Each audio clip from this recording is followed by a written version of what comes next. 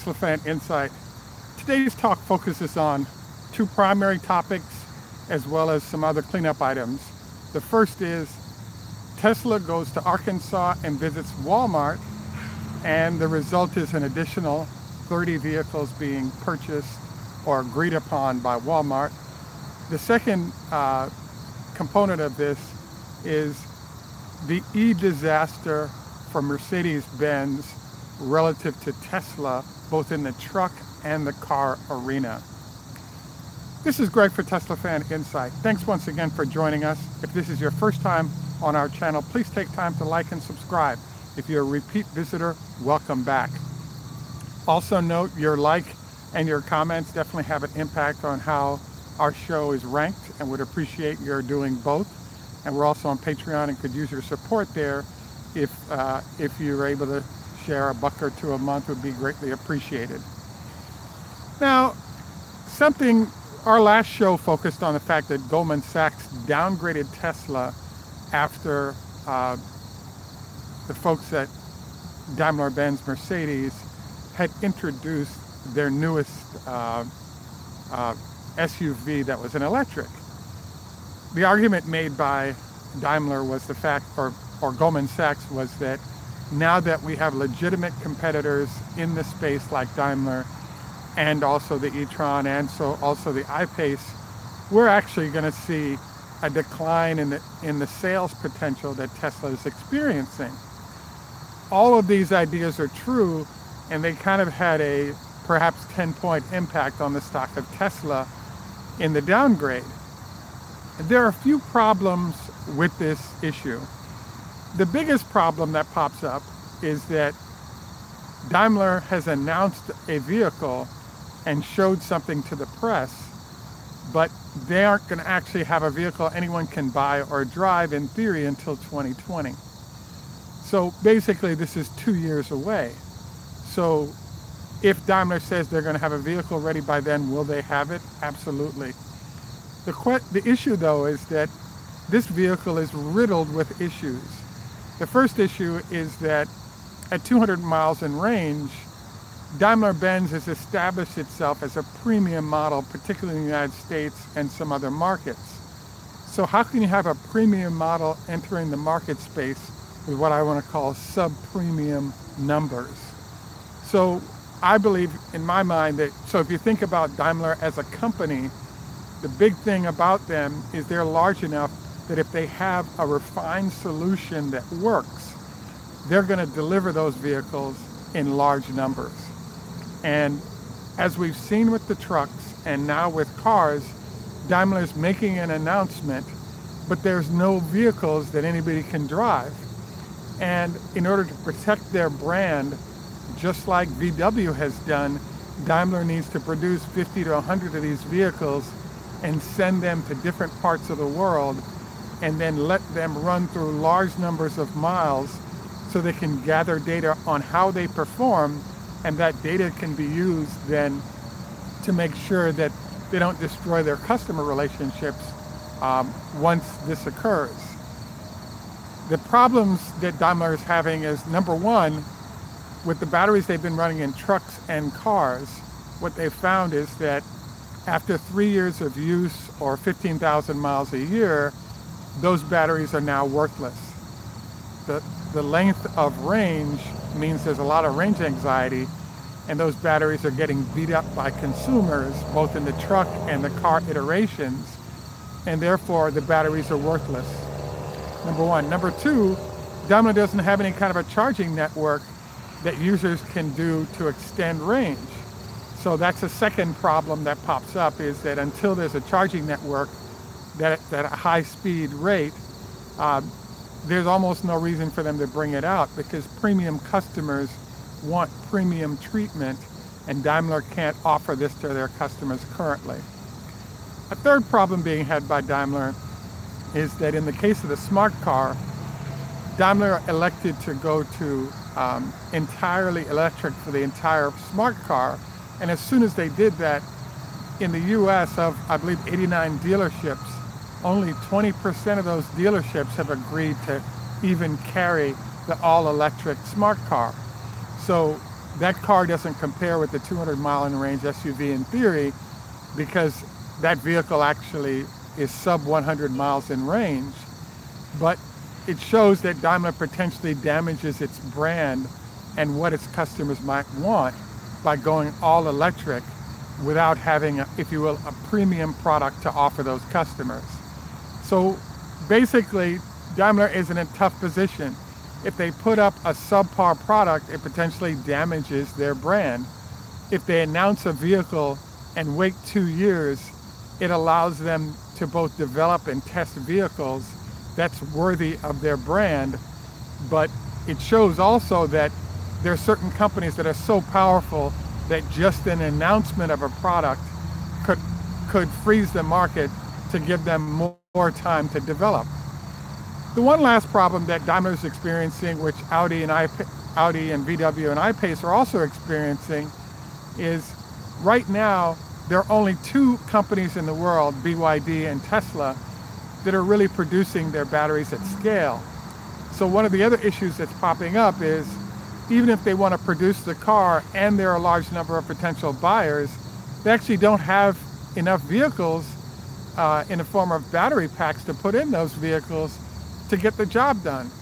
And let's not even talk about the fact that most or many people have found that it's cheaper to produce the non-cylindrical batteries or battery packs. And those battery packs that are being produced that are cheaper can't be supercharged because they don't handle heat very well.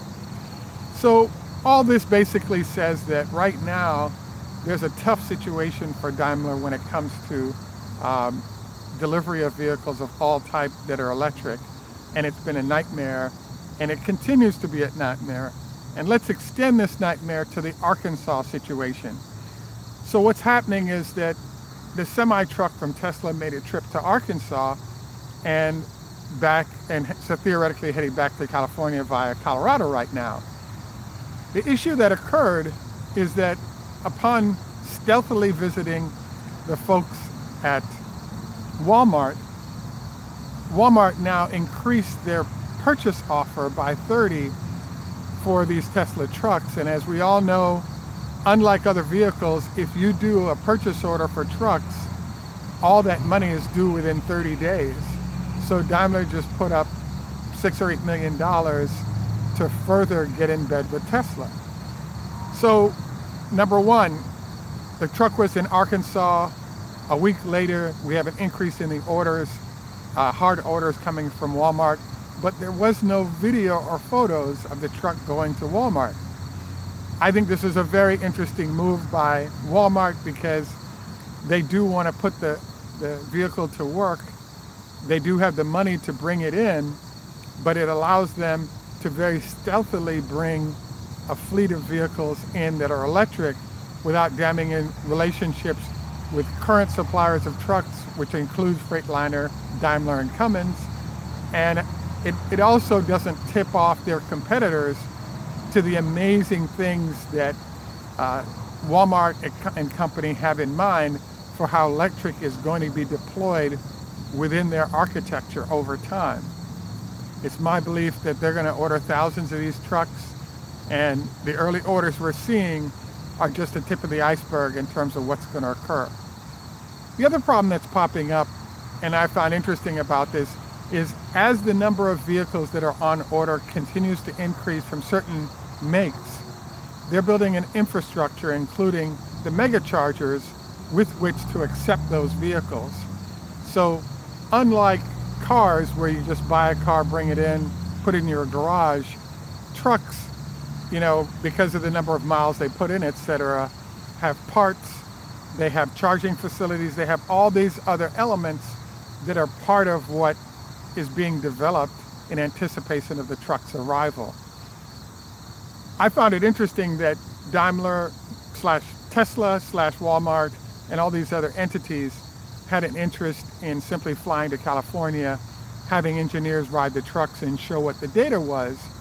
But by Tesla bringing these vehicles cross-country in a route process that's consistent with what long-term vehicles might do, it gives both entities that have already ordered and puts competitors to those entities, both competitors of Walmart and competitors J.B. Hunt and other companies, on notice that these vehicles are legitimate threats to, once they're introduced, those choosing not to order or get on the order schedule are jeopardizing their business because their competitors are dealing with a legitimate vehicle that can roll cross-country. I also wanted to note here that if we look at the discussions by BYD or be it Daimler or even Nikola, the problem with all those vehicles is that they've had good discussions, really nice introductions, but there are none of these vehicles running around that customers can actually drive. And this suggests that the overall plan that they have in mind for those vehicles is generally not viable. Hence, otherwise, we would see a number of them out in the marketplace in the manner in which Tesla is doing it. So currently, the Tesla Semi basically has a monopoly on 150 or 200 mile plus vehicles that are capable of hauling full-size 80,000 pound loads on long runs. And this is a disaster in round number 2 for companies like Daimler, given that they have 40% of the trucking long-haul business globally. So just like with cars, as we've seen, Daimler has continued to introduce new vehicles, but we're not seeing any of them on the road photographed or the specs on them. The only information we're getting from Daimler is the fact that given their battery configuration, once these trucks are run hard, they're basically useless after 3 years and can't go into a secondary market. Whereas Tesla is offering customers 1 million miles powertrain warranty.